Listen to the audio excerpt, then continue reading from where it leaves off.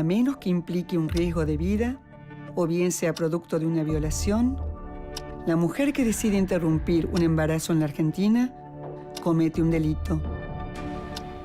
Según su condición económica y social, recurrirá a métodos caseros o bien asistirá a una discreta clínica privada o a un sórdido consultorio clandestino.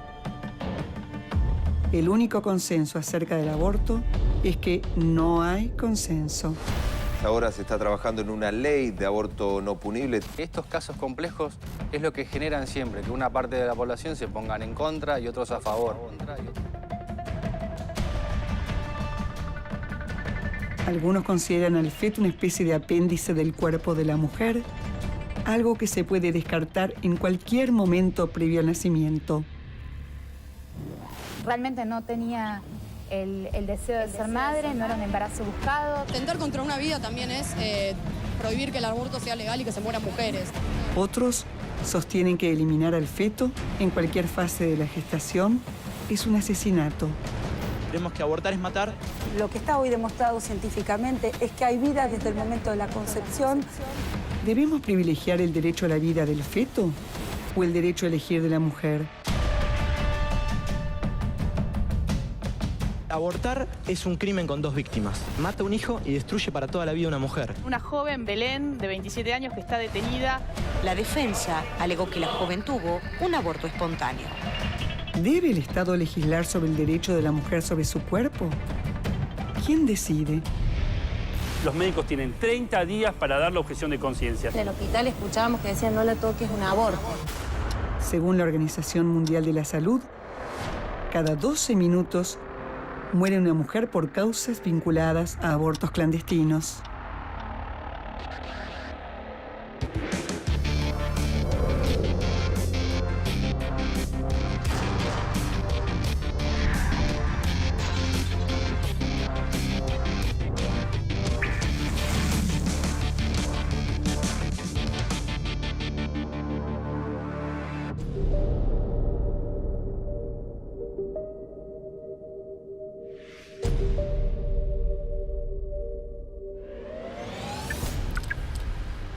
Bienvenidos, gracias por estar aquí.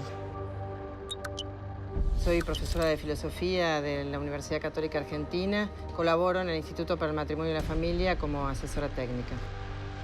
Doctor en Derecho y profesor universitario. Soy ginecóloga, soy docente de la Facultad de Medicina de la Universidad de la República en Montevideo y trabajo fundamentalmente en el área de la salud sexual y reproductiva en mi país. Médico obstetra del Hospital Italiano de Buenos Aires, docente de la Universidad de Buenos Aires. Los más escépticos dicen que si hay un consenso en torno del aborto es que precisamente es imposible llegar a un consenso. Hay un argumento muy interesante en contra del aborto, que es el de Don Marquis, que lo que plantea es una perspectiva de tipo secular. Don Marquis dice, bueno, en realidad el feto es una persona en potencia, no en acto, no es todavía persona, es en potencia. Pero en cuanto es una persona en potencia, entonces tenemos la obligación de no quitarle la posibilidad de disfrutar de una vida valiosa en el futuro. Profesora, ¿usted podría avalar ese argumento de Don Marquis? Exacto. No porque sea una persona en potencia, sino porque es persona. Es ser humano y es persona desde el mismo momento en que comienza la vida, desde la concepción-fecundación. Creo que la definición sobre el valor que se le da al embrión es tan individual como personas hay en el mundo, y yo creo que plantear la discusión en base a los valores, quién es más valioso, me parece que no es lo importante. El feto no existe, lo que existe es un niño. La Convención de Derechos del Niño, en el artículo 1, establece que el niño es toda persona desde el nacimiento hasta los 18 años de edad. Y cuando la Argentina aprobó ese tratado, hizo una reserva señalando que la vida del niño comienza en el momento de la concepción. ¿Y el doctor Sebastián qué diría frente a esta posición? Es una posición absolutamente filosófica e ideológica que no hace, a mi juicio no hace al meollo de la situación. O sea, tengo una mirada distinta. Me parece que todos estos son debates académicos. El día a día afuera de este debate académico es la problemática de la mujer, la problemática de los embriones, la problemática de la salud de la mujer, es una problemática social. Esto es todo un debate sobre la persona, la no persona, el momento de la concepción. Entonces, a mi juicio o a mi preocupación como hombre que está relacionado con la salud de la mujer es todos estos y más debates son interesantísimos desde el punto de vista académico. El problema es cómo, fuera de este ámbito, resolvemos el problema de la mujer que realmente está en una condición lamentable. Me preocupa qué sucede en la calle con la vida de las mujeres y esto es francamente preocupante. Es más importante defender la vida del embrión, es más importante defender la vida de una mujer que a veces en situaciones desesperadas pone su vida en riesgo. Ese es el día a día. Es que pareciera ser que habría vidas de primera y vidas de segunda. Defender la vida de la mujer y no defender la vida del embrión, es decir, bueno, hay una vida que es más valiosa que la otra. En realidad, ambas vidas valen. Lo que creo que hay que ver es cuál es esa situación de la madre. Yo creo que está la desprotección, en esto estamos de acuerdo, qué es lo que pasa con la mujer en la calle, qué es lo que pasa con la mujer, qué es lo que pasa con las adolescentes que se embarazan. Y hay que protegerlas, y hay que acompañarlas, y hay que bregar, entonces, por salvar la vida de los dos, de la mamá y del hijo. Salvar la vida de la mamá y del hijo. Soy Marina Glesser, trabajo de actriz y estoy a favor de la ley de interrupción voluntaria del embarazo. Yo aborté. La decisión yo la tomé cuando era muy joven. Aborté a los 18 años porque no estaba preparada para ser madre todavía. En ese momento para mí fue muy doloroso llegar a un lugar y que fuese clandestino, ¿entendés? Como me dolió, era muy chiquita. Me dio la sensación de que era muy joven para tanta muerte. Era muy joven para tanta muerte. Realmente te puedes morir. La decisión de interrumpir un embarazo es una situación de mucha vulnerabilidad, por lo que siento que es una responsabilidad de todos cuidar a la mujer que decide con toda su libertad tener o no tener la responsabilidad de un hijo para toda la vida.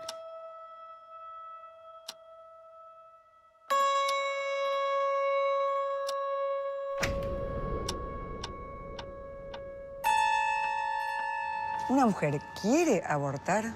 En mi experiencia de trabajo con mujeres con embarazos deseados, muy deseados, y embarazos no deseados, y mujeres que interrumpen y que no, las mujeres se me presentan muchas veces a la consulta diciendo yo estoy en contra del aborto, pero no puedo. Y el no puedo quizás está como en el imaginario colectivo, no puedo económicamente, no puedo porque tengo muchos hijos. Y el no puedo a veces tiene esas razones y el no puedo a veces tiene otras razones, múltiples. La mujer es la primera que muchas veces plantea que ella nunca pensó que iba a estar ante esa situación. Entonces yo como profesional de la salud lo que hago es apoyar a las mujeres en el momento vital que están viviendo. Y si el momento vital es un parto querido, las apoyaré ahí. Si el momento vital es un embarazo no deseado, también el sistema de salud les tiene que dar una respuesta. Porque es tan injusto no proteger la vida del embrión como permitir que una mujer se exponga a prácticas inseguras en los lugares donde las leyes son restrictivas, que pueden terminar y que terminan claramente con la muerte de esas mujeres. Y la muerte de una mujer en la edad reproductiva determina consecuencias para su vida misma, pero también para la vida de toda su familia. Una mujer no quiere abortar. Y esa experiencia la tenemos también las mujeres que hemos atravesado también o que atraviesan un aborto espontáneo, por ejemplo. O sea, la mujer cuando sabe que está embarazada sabe que lo que está esperando es un hijo y que ese hijo depende, o sea, la vida de ese hijo depende de lo que ella le pueda dar o no dar. Y sigo insistiendo. La mujer no quiere abortar porque en realidad lo que se encuentra es frente a una situación adversa que debe... Y no es ella sola, y es el entorno familiar también, porque no es solamente la mujer. O sea, el aborto siempre es un conflicto de intereses, ¿no? Entre una mujer que parece ser que está en una situación que no puede, y es cierto, una persona no hace lo que quiere sino lo que puede, pero también el conflicto de intereses con la vida del niño por nacer. La vida del niño por nacer. El niño por nacer. nosotros empezamos la búsqueda de un bebé y yo tenía como una intuición, una cierta... algo que no sé, estaba perseguida con el tema de la edad. Entonces, cuando quedo embarazada y voy a ver al que fue mi obstetra, lo primero que le dije es, me quiero hacer la punción. El resultado me lo dio una genetista. Al momento que no el resultado, bueno, está todo bien. Bueno, tiene síndrome de Down, pero bueno, el resto está todo bien, porque ahí pueden aparecer un montón de otras cosas. Y es una nena, ya eso es confirmado. Si yo no lo quiero tener, y la doctora, muy correcta, me dijo, la legislación argentina no lo permite. Me respondió, consultalo con tu obstetra. Yo lloraba a mar, estaba totalmente desconsolada y me planteaba por qué a mí, por qué me tuvo que pasar a mí, por qué. Y mi marido lo tomó súper bien desde el momento cero, la quería tener a toda costa, o sea, me llegaba a decir, bueno, no, la tenemos y, no sé, después la damos en adopción. Me decía, pero quería que nazca, démosle la oportunidad de nacer. Me decía, por favor, démosle la posibilidad de nacer. Un día, que fue el clic que me hizo, me desperté llorando. Había soñado con la ecografía. Con la ecografía, la translucencia es la que mejor se ve, el bebé. Ella se chupaba el dedo, se veía perfecto la nena. Y bueno, esa imagen, me desperté llorando porque tenía esa imagen en la cabeza. Y pensé, a ver, el DVD que me dieron lo puedo tirar, pero esta imagen la voy a tener grabada toda la vida. ¿Cómo voy a continuar mi vida yo si no la tengo? O sea, iba a ser muy difícil. Ahí me di cuenta que no. Yo decidí tenerla a Belén. Fue la mejor decisión que tomé en la vida.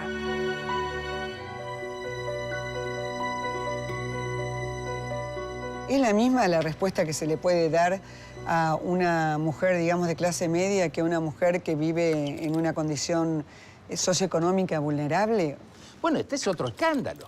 La mujer pobre está totalmente desamparada. ¿Por qué? Porque la rica resuelve. No como en un país donde está desparallado, pero tiene en Santa Fe, Callao, tiene su solución muy segura. Las pobres no lo tienen. ¿Qué es lo que hace la ley? Iguala a las personas. ¿Qué sucede en nuestro país? Las pobres se enferman, las pobres se mueren, las pobres tienen 12, 14 hijos. ¿Son más buenas que el que tiene menos hijos? Si esto de tener hijos o niños en el útero es bueno. No me parece que sea sostenible. La solución a la pobreza, entonces, estaría en que las mujeres pobres no tengan hijos. No. Pensamiento lógico. No, pensamiento lógico es que las mujeres, cuando le pregunto yo a una mujer que tiene 12 hijos, si quiere a sus hijos, me contesta que sí. Cuando le vuelvo a preguntar si hubiera querido tener menos hijos, me dice que sí también. Mi otra sensación es que si tengo el número de abortos que tengo o una mujer recorre a una aguja por su condición social, es porque está buscando cierta paz que no le da un embarazo. Pasa por un momento, suponete, traumático, pero no quiere un trauma para toda la vida. Porque esto de plantear que, este momento es gravísimo el del aborto y después el resto va a ser bárbaro cuando tenga un hijo, que no lo puedo mantener, que no tengo pareja, que ya tengo un número de hijos suficiente, ya he cumplido con mi tamaño familiar y entonces me va a ir bien igual. La ley es igualdad, pero es equidad. Entonces, actualmente no tenemos equidad en los países donde la ley es restrictiva, porque la que tiene poder adquisitivo y tiene información, no solamente poder adquisitivo, tiene información, porque la información también es poder, interrumpe o aborta en forma segura. La que no tiene información y la que no tiene poder adquisitivo se muere. No hay términos medios, es así. La que no tiene información y la que no tiene poder adquisitivo se muere. La situación de un embarazo no deseado acarrea en una chica, sea de la edad que sea, una situación de angustia muy apremiante. Cuando llegan a nosotras, en verdad esta decisión ya está tomada. Muchas veces el aborto ya fue hecho, en general, y lo hacen para contarlo. El nivel de clandestinidad que maneja el aborto hacen que tengan mucho miedo de comunicarlo, no saben hasta dónde ni con quién confiar. Muchas veces que nosotras nos enteramos de esta situación de aborto, es cuando hay una complicación con el aborto. Por ejemplo, nos pasó que nos llamaran con mucho miedo, una chica no tan jovencita, 2 hijos previos, que estaba prácticamente desmayada cuando nosotros la vimos. Había tenido un sangrado muy, muy grande, se empezó a descompensar le empezó a bajar la presión y casi estaba adormecida, estaba estuporosa cuando nosotros la vimos. Obviamente hubo que llevarla de urgencia al hospital, digamos. Ahora, el tema es que la clandestinidad y el miedo hacen que estas chicas no quieran recurrir al sistema de salud, porque muchas veces toman la decisión de realizar un aborto y terminan decidiendo entre voy presa o salvo mi vida. Entonces, la disyuntiva social que nosotros ponemos a estas chicas es sumamente compleja. Muchas veces el médico, digamos, la contiene, la ayuda y entiende que eso es un proceso fisiológico. Otras veces no, hay una actitud bastante más hostigadora, más parecida a la Inquisición, en donde, bueno, se les pregunta y se les repregunta y se les repregunta sobre qué pasó, qué hicieron. Por eso muchas veces dilatan mucho cuándo asistir al sistema de salud, incluso cuando están cumpliendo con las pautas de riesgo.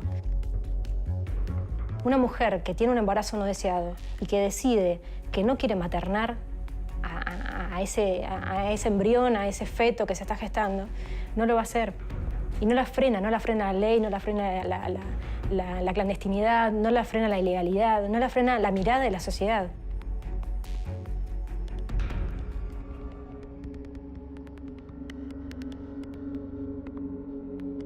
¿Cuáles son los derechos en juego? Por un lado se encuentran los derechos del feto a vivir y por otro lado se encuentran los derechos de la mujer a la autonomía reproductiva.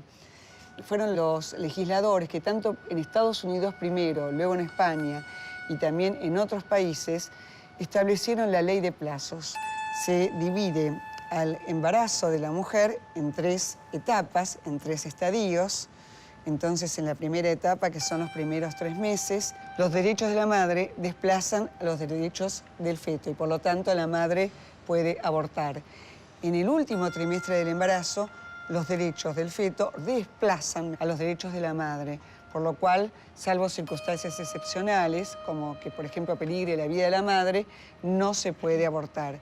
Lo que queda es el segundo trimestre, en cuyo caso la mujer puede abortar siempre y cuando cumpla con determinadas condiciones restrictivas. Y nosotros tenemos la Convención de Derechos del Niño, que en su artículo 3 dice, cuando se produce un conflicto de derechos, se le debe dar siempre preeminencia a los intereses y derechos del niño sobre cualquier otro derecho en conflicto.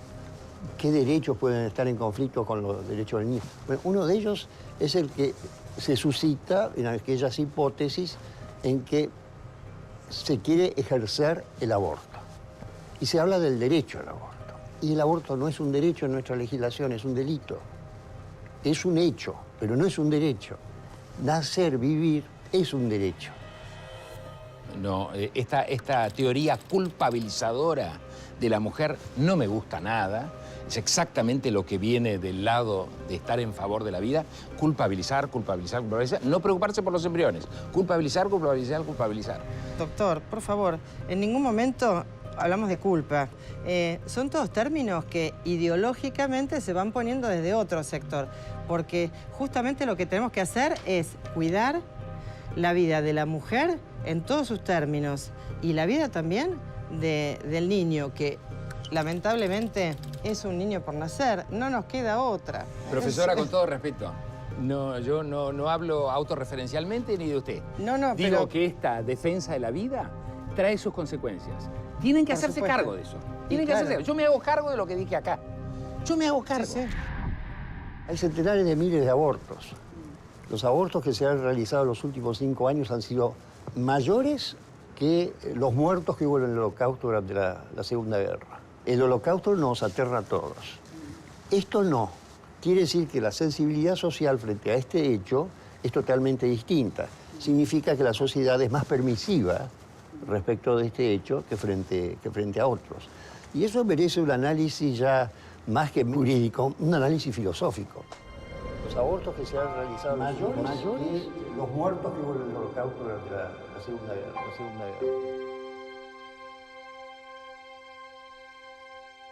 Hace más o menos unos 30 años, digamos, que tuve esta mala experiencia.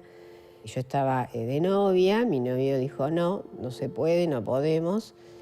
Y ahí empezó el calvario, como digo yo. Uno se siente totalmente sola y los que te acompañan en pro de hacer el aborto. Los argumentos son siempre los mismos, por tu pareja, por tu carrera, por vos, es siempre ese argumento individualista de mirar en uno y digamos a la personita que empieza a tener vida no la nombra a nadie.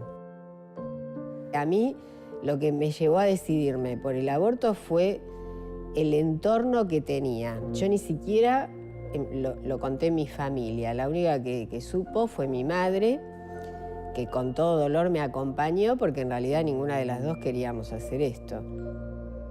Yo intuía que esto no había sido bueno para mí. Me daba cuenta porque empezaba a sentirme mal, o veía a un chico y yo ahí ya empezaba a decir, bueno, ¿qué habrá sido?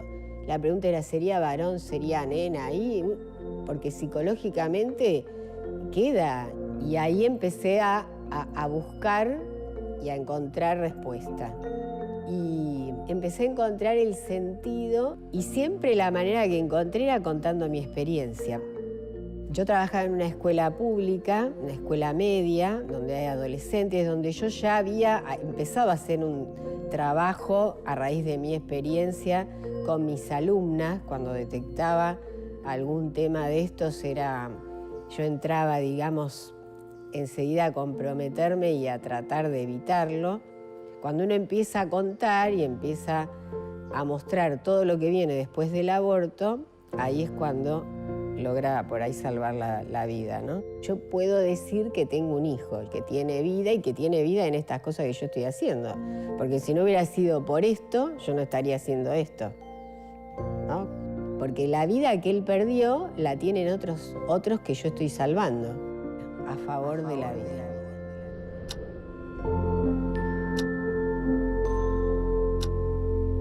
Hoy, aquel que está en favor de la vida y que se queda tranquilo diciendo que está en favor de la vida, no puede no mirar que existe un número de abortos espectacular, enfermedad y muerte como no hay en otros escenarios donde la ley es distinta y le da una cobertura por la autonomía, lo que fuera, pero le da cobertura a la mujer. Y la mujer ingresa en esta mejor situación, no ideal en nuestra sociedad moderna, en parte porque alguien le ha dado respuesta al aborto. Y si no se la da, ¿qué hace la mujer? La toma por su cuenta, aún en la ilegalidad, con un riesgo impresionante. Por eso, cuando alguien plantea esta situación de culpas y de la potestad de la vida del embrión, todas cosas totalmente respetables, lo que tiene que hacerse cargo es de cuál es la condición. Porque me parece que nosotros dos no estamos obligando a nadie a abortar. Pero hay unos que obligan a no abortar. ¿Y cuál es la condición que toma la mujer? ¿Cuál es la escenografía que toma la mujer? El riesgo, la inseguridad, la enfermedad y la muerte. Totalmente de acuerdo. Seguro, es el sistema el que es perverso en este sentido, pero no le vamos a solucionar el problema a esa mamá eliminando a su hijo. O sea, nunca un bien se puede lograr con un mal, o sea, con la muerte de otra persona, de otro ser humano, de otro individuo, de un embrión o de un feto, como lo queramos llamar, es un hijo. En ningún momento se pretende culpabilizar a la mujer en el caso de aborto, o sea, que tenga que proceder a un aborto. Justamente es todo lo contrario. Van presas. Bueno, no, profesora, pero van presas. es que la mujer no debe ser culpabilizada si tuvo que llegar a tomar la decisión de hacer un aborto. Tenemos que trabajar un poquito antes. Por el orden jurídico que plantea el doctor, las mujeres van presas. Y las mujeres están en los hospitales públicos atadas a la cama, no porque alguien esté velando por la justicia como pretende el doctor, sino que es para ver quién hizo el aborto y para que se genere una cadena de corrupción espectacular, donde debe haber algún secretario del juez que está involucrado en la situación y están las fuerzas de seguridad. Pero yo quiero aclararles una cosa. Conozco muy pocos casos, teniendo en cuenta que los abortos son miles, muy pocos casos que han llegado a los estrados judiciales. Muy pocos casos. Y de condenas, menos todavía. Porque normalmente o prescriben o los jueces hacen la vista gorda por razones humanitarias. Y eso lo hacen en muchos tipos de delitos, no solamente en este tipo de delitos, porque el juez en definitiva es un ser humano, no es una máquina. Me preocupa muchas veces que en aras a defender el legítimo derecho de la mujer a vivir y a vivir con dignidad, tiremos por la borda el legítimo derecho a vivir de una persona que según la ley ya existe. De una persona que según la ley ya existe. Cuando uno ve en el barrio un chico malnutrido, cuando uno ve a un chico abandonado, cuando uno ve a un chico que no va al colegio porque la madre no se quiere levantar a la mañana, cuando ve a un chico sin amor, que uno dice, te puede faltar todo, pero que no te quiera tu mamá, es bastante complejo. Estas madres que deciden no tener un embarazo, que no quieren tener un embarazo, y yo la obligué a tener este embarazo, tienen esos niños, pero el amor no viene después del parto, porque encima la voy a juzgar, y encima de que la juzgué porque quería abortar y la obligué a hacer lo que yo quería, encima le voy a decir que es mala madre. ¿Quién se hace cargo de esos chicos? ¿El Estado? ¿Las asociaciones pro vida que la obligaron a llevar a ese chico adelante? No, ese chico después quedó solo. A ese chico no le regalaron estar vivo. A ese chico le regalaron pobreza, a veces le regalaron violencia, le regalaron abandono. Muchas veces recurren a la autodestrucción porque son chicos que realmente piensan que no tienen ningún valor en la vida, pero fueron criados así, sin ningún valor en la vida. Yo no creo que la vida en sí misma represente un valor tan sagrado, sino que la calidad de vida tendría que primar muchas veces en estas decisiones de qué es lo más importante, si estar vivo o ser un niño feliz. Hoy día yo defiendo el aborto legal, seguro y gratuito, y por ende se sobreentiende que yo puedo vivir con que un embrión o un feto no llegue a término. Con lo que yo no puedo vivir es con un nene abusado de 4 años. ¿Qué respuesta damos como sociedad a esos chicos cuando nosotros decimos la vida es lo más importante? ¿Qué vida? ¿Cuál vida es la más importante? ¿Qué vida? ¿Cuál vida es la más importante? ¿Qué es lo que está pasando con las políticas educacionales desde el Estado? ¿Qué puede hacer el Estado? Nosotros en nuestro país tenemos una ley que obliga a impartir educación sexual obligatoria desde el nivel inicial hasta el terciario no universitario, desde el año 2006. Y evidentemente vemos que es poco lo que se está haciendo en educación sexual integral. Y sí es cierto que quizás el programa está más tendiendo a la prevención de embarazos no deseados o a la prevención de transmisión de enfermedades, ¿no? O de infecciones de transmisión sexual. Tampoco tienen éxito. No, porque en realidad, por ejemplo, el tema de la píldora del día después. La píldora del día después, por experiencia de estar con chicas adolescentes, muchas, que preguntan cómo funciona la píldora del día después, qué es, no tienen idea que muchas veces se las toman como si fuera es un término que no es muy académico, ¿no? Un laxante de fin de semana, o sea, después de... que es lamentable, porque cualquiera de ustedes que están acá saben mejor que yo seguramente a qué equivale una píldora al día después, ¿no? O sea, la bomba hormonal que eso significa. La bomba, acabo de escuchar recién, la bomba hormonal. Pastilla del día después, que no se llama pastilla después, se llama anticoncepción de emergencia, que no es abortiva, que no es ninguna bomba, que lo que está expresando es que una joven o cualquier mujer tiene un acto de responsabilidad, no quiere seguir adelante, digamos, no quiere tener un embarazo no deseado, y entonces, así lo haga 4, 5, 6 veces en el año, muestra responsabilidad con respecto a la otra, que porque alguien le dijo que era la pastilla del día después y se despierta al jueves a resolver el problema, no resuelve el problema inmediatamente. Esto es un problema ideológico, Diana, no hay que confundirse. Después será filosófico, ético, moral, etcétera, etcétera. Pero acá hay ideologías que nos hacen estar en este status quo, que no logramos poder modificar. Uruguay lo ha modificado. La mujer con un embarazo no deseado estaba absolutamente excluida del sistema de salud. Una mujer que tenía un embarazo que buscó y que quería llevar adelante, el sistema de salud la recibía y la apoyaba para llevar adelante ese embarazo en las mejores condiciones. Pero una mujer que tiene un embarazo que no buscó o que por alguna razón no puede llevar adelante, el sistema de salud no tenía la capacidad de recibirla. Entonces yo creo que esto empieza por ahí, por incluir a una mujer con un embarazo no deseado o con un embarazo que por alguna razón no puede llevar adelante dentro del sistema de salud. No excluirla, sino incluirla Y en ese momento es donde ella tiene que ser la que tome la decisión. La prohibición de realizar un aborto, ¿acaso disuade a las mujeres de llevarlo a cabo? Yo creo que lo que sí es real es que estas leyes restrictivas que hay actualmente en la Argentina y que hay en muchas partes del mundo no solucionan el problema. No solucionan el problema de mujeres que deciden interrumpir el embarazo, no solucionan el problema del que quiere defender al embrión y no solucionan el problema de los que queremos que la mujer no muera en el proceso del embarazo, parto y puerperio. ¿Qué pasa cada vez que algo está prohibido? Tenés un mercado negro.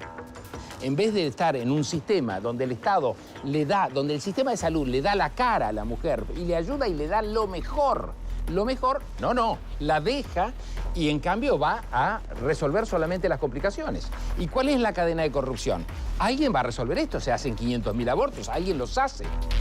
Se hacen 500.000 abortos, alguien los hace. Realmente abortar en la clandestinidad es lo peor que me pasó en la vida. Generó en mí cierta bronca y dolor porque cuando uno está embarazado y va a tener un hijo, después de la semana 12, le cuenta a todo el mundo que se va a convertir en madre como algo hermoso. Bueno, cuando uno queda embarazado sin querer y no tiene la idea, o no sabe, o no tiene el conocimiento de cómo, digamos, prevenir un embarazo no deseado, también tenés que poder contar con la ayuda de un montón de personas idóneas y preparadas para ayudarte a superar la situación de interrumpir un embarazo. Creo que todas las mujeres abortamos y que todas tenemos el derecho humano de hacerlo de la misma manera y que sea para todas igual. Debería tener yo un respaldo social de políticas sociales y estatales que pudieran ayudarme en esa situación. Es como si te dijera, mira, te pisa un auto y no tenés un SAME, no tenés un 107 a dónde llamar. No, te quedas muerto en la calle, no hay nadie que te venga a rescatar. Entre todas, porque además es el cuerpo de la mujer el que se embaraza y el que da luz, tenemos que luchar por nuestros derechos juntas, porque además tenemos una fuerza imbatible. Es la responsabilidad de todos generar un espacio en donde un aborto no tenga la consecuencia de la muerte. La consecuencia de la muerte. La muerte.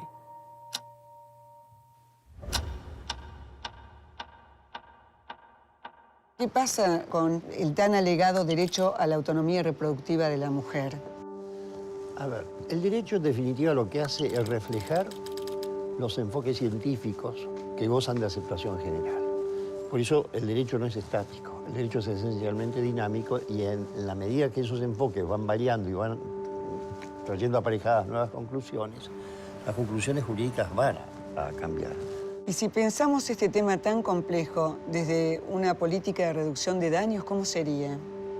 La ley de reducción de riesgos y daños lo que hizo fue justamente ver el daño que teníamos, que era la mortalidad materna y la morbilidad, las mujeres que quedaban con graves secuelas por los abortos inseguros, y actuar en la información y en la solidarización de la información que ya existía, y es la mujer la que toma la decisión, como la toma cuando el aborto es ilegal, la toma igual. Y actúa en el después. Hay un trípode para disminuir la mortalidad materna por aborto, que es la educación sexual, que es la anticoncepción de buena calidad, universal, segura y accesible, y que es el acceso seguro a la interrupción del embarazo. Y eso, ¿quién lo tiene que asegurar? La ley.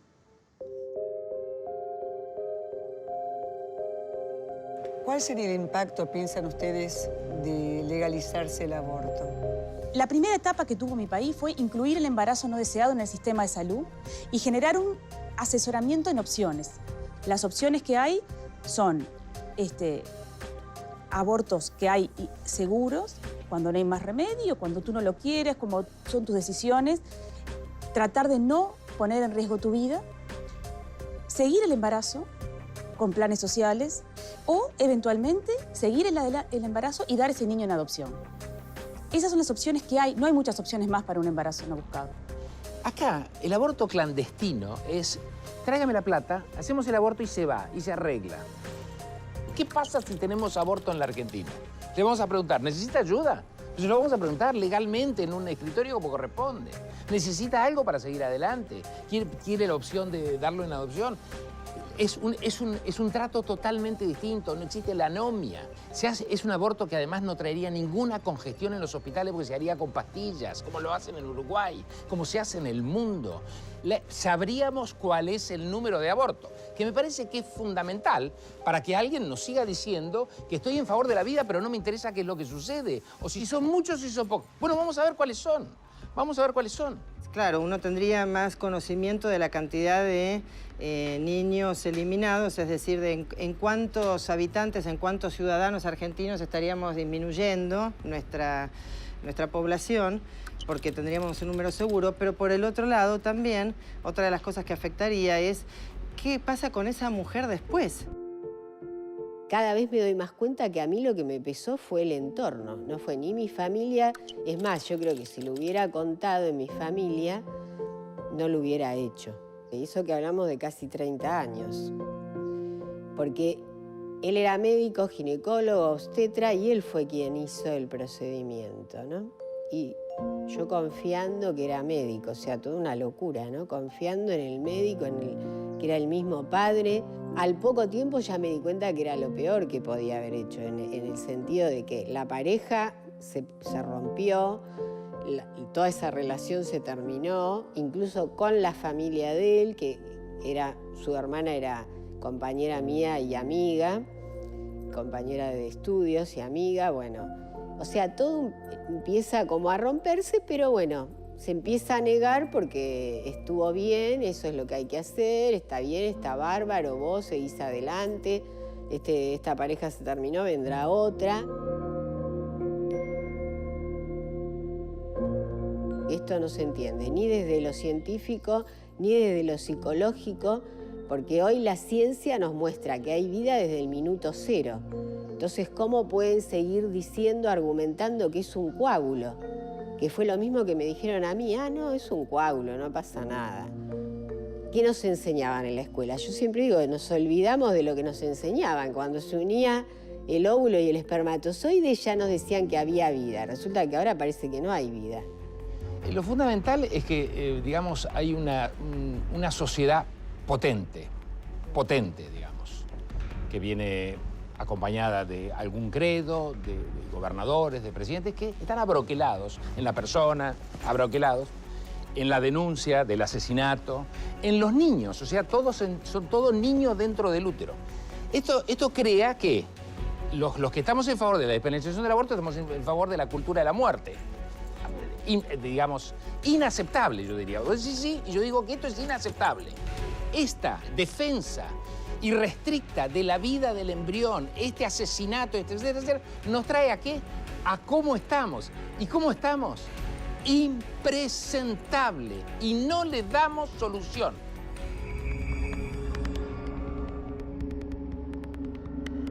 Acá por lo menos empecé yo diciendo que si hay un consenso en torno del aborto es que no se alcanza un consenso.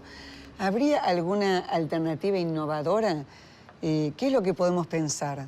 Es una pregunta, es complejo, yo sé que es complejo. Muy difícil, muy difícil. Máxime que uno va viendo que hay dos posturas que son fundamentalmente ideológicas. Una concepción es esencialmente individualista, yo diría ultraliberal, casi anárquica. La defensa del derecho al aborto. Y la otra, una posición que yo la llamaría humanista, alguna la llamaría tradicionalista, que es la defensa del niño, ¿no? Y es muy difícil que ambas posiciones puedan llegar ideológicamente a conciliar alguna solución común, porque son ideologías. Yo no defiendo el aborto como un derecho. No, yo desearía poder terminar mi carrera profesional sin tener que asistir a ninguna mujer que tenga que interrumpir un embarazo. Porque quiere decir que ninguna mujer tuvo que tomar esa decisión. El problema es que la vida es vida y tenemos todos los días cuestiones que nos llevan a tomar decisiones que quizás no son las que queremos tomar.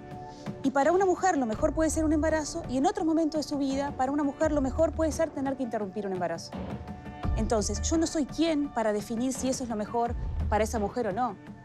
Pero yo, como médica que la acompañé en un embarazo que buscó, la tengo que acompañar en caso que ella tenga que plantearse la decisión de tener que interrumpir un embarazo o no. No me cabe a mí tomar la decisión. Y el Estado lo que tiene que hacer tampoco es decidir por las personas. El Estado lo que tiene que hacer es tratar de que estén dadas las condiciones para que todas las personas podamos ejercer nuestros derechos de la mejor manera.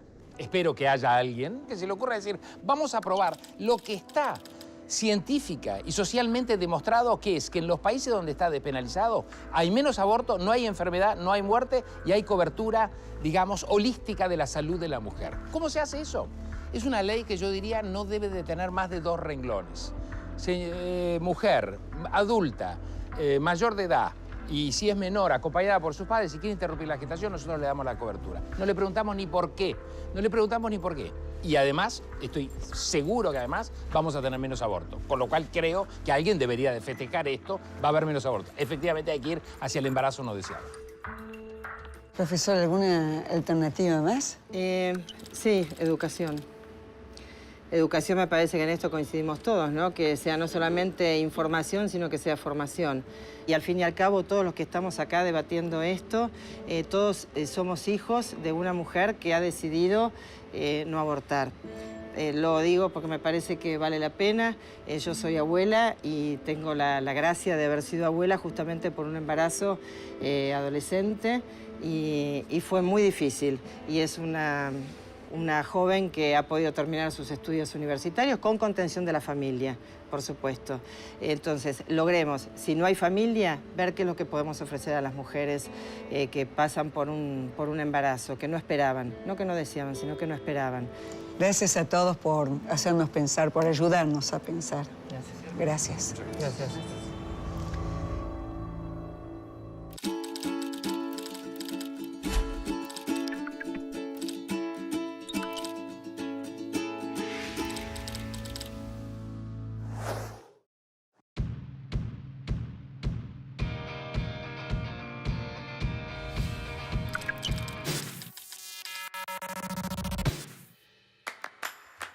Otra vez no, ya soy mamá. No es algo que está en mis planes. Sí. Posiblemente, sí. Ahora no.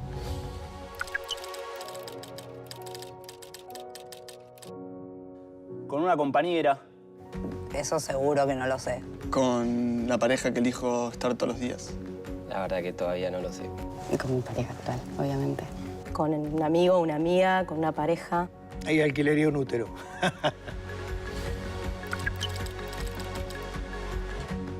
Sí. No. Yo la acompañaría en la decisión que ella tome. No, jamás. Entiendo que la última opinión es del cuerpo de la mujer porque es su cuerpo. Respetaría la vida desde el primer momento. Me haría cargo de la situación. Aborto. No, es un hijo.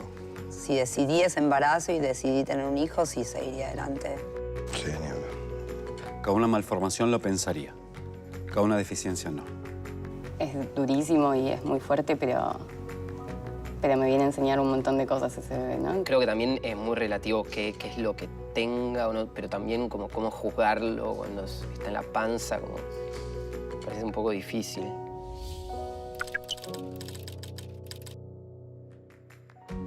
Me parece que no, tampoco. Sí, yo creo que sí. Sí, haría todo lo posible para que pueda tener un padre. No. Yo creo que sí. No, creo que hay que despenalizar el aborto y que cada mujer decida sobre el futuro de su cuerpo y de su maternidad.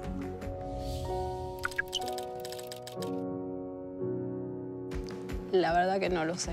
No sé ahí si seguiría con el embarazo. Me parece que no. No. No, para nada. El nene puede ser dado en adopción, pero no merece la muerte por culpa de una acción de un tercero. No. De ninguna manera. No. Yo le recomendaría que lo tenga, pero si ella decide no tenerlo, también la acompañaría. Mi mayor miedo es no poder darle a mi hijo el amor que merece, ¿no? Abortarlo. Si es producto de una violación, para mí no tendría que estar un aborto legal, gratuito y pago por el Estado.